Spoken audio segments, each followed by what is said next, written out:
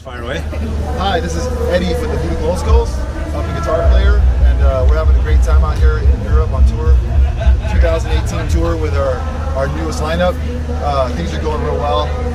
We have a new vocalist in the last year, Ephraim Schultz, from the lead singer of Death by Stereo as well, and from Manic Hispanic.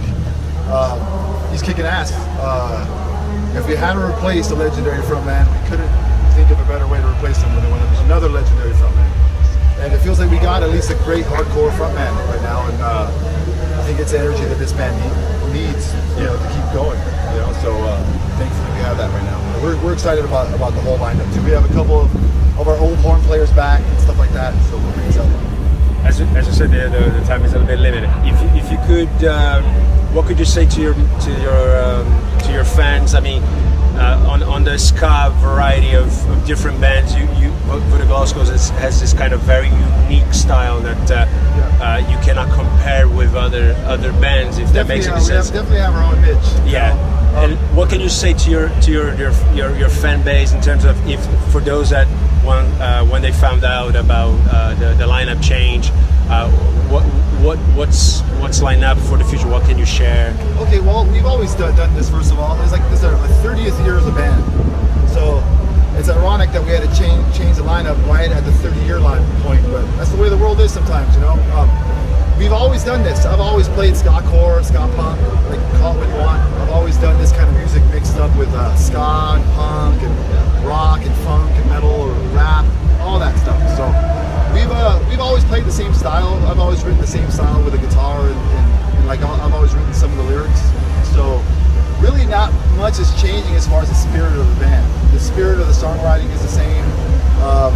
Like I said, we just welcome a new energy now, and we're trying to look forward to the future, trying to come back to Europe more. It's definitely worthwhile to build in Europe again. Shows always seem to be pretty receptive out here, more festivals out here. There's more opportunity in Europe, I think, than the States for like an underground niche hardcore ska band. The States is more about commercialism, which I love the States. It's my home country, don't get me wrong, but there you kind of have to wait for the good opportunities if you're in this kind of a band. But let's face it, we do this for a long time, for a reason, because we like being around, we like being able to survive on the road, So that comes with the territory of playing better shows and getting good opportunities, So we're really excited about the future, like whatever it holds. It seems like things are pretty positive right now. To let you go, right? It's a bit short. Yeah, if you could, I'm gonna ask you. It might sound like a bit of a cliche question in terms of places to that you played, good and bad. First, what's your first time at Brakrock? Not at Belgium, I presume, but first time playing Brakrock. We've been to Belgium many times, but Brakrock definitely first time. Yeah. What's your impression of the festival size? Amazing. These are the kind of festivals that we love because it's like the beginning of what's probably going to be a big festival one day. And it's already good for us because we're a punk rock band at heart. So we're used to little clubs, little dives, So any show like this, when it's outdoors in like a park with a lake and a castle or whatever, it's fun. It's nice weather. So it's beautiful. It's like perfect. It's a perfect site for a punk show. And finally, if you could pick a place, I'm going to put it on the spot now, a place that you absolutely love playing, fan base is insane, crowd reaction is insane, and a place that you would rather, if there's a place that you would rather not go anywhere in the world. Rather not go? Wow, okay. That's a tough one, man. That's a loaded question.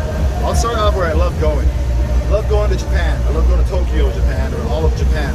Japan is amazing. Japan is like, you land in space. It's like a different world. You can't read any signs. Like in Europe, you kind of get by. Some people speak English. Some of the signs are in Spanish or French. You kind of understand, right? I speak Spanish, so I understand a little bit of French signs and even German signs. It's all Latin-based, I guess, a little bit. But not in Japan, man. In Japan, it's just like you're in space. It's like you don't understand anything. And the shows are amazing. The fans are real good. You know what I mean? And then, not to kiss your ass, but Belgium. It's always been good. Belgium, we've been coming here for almost 30 years, about 20 some years.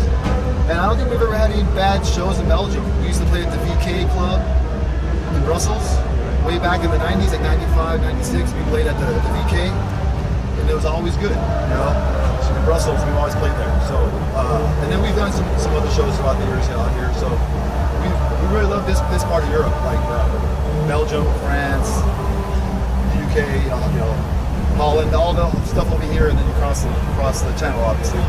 So yeah. And place where you feel like it's a bit strange, or you decided not to go anymore because of any reasons? Any reason? Let me think about that for a minute. Well, everywhere's been pretty good so far, to be fair. There's nowhere that we hate. We were trying to go to El Salvador. We were trying to go to El Salvador a couple months ago, and the promoter didn't send us the work visas in time. So they started a whole campaign of hatred against the band on social media. And it's like, you blame a band for not wanting to go to a foreign country without paperwork. Right. It's like a third world country with scary police, scary government. Yeah.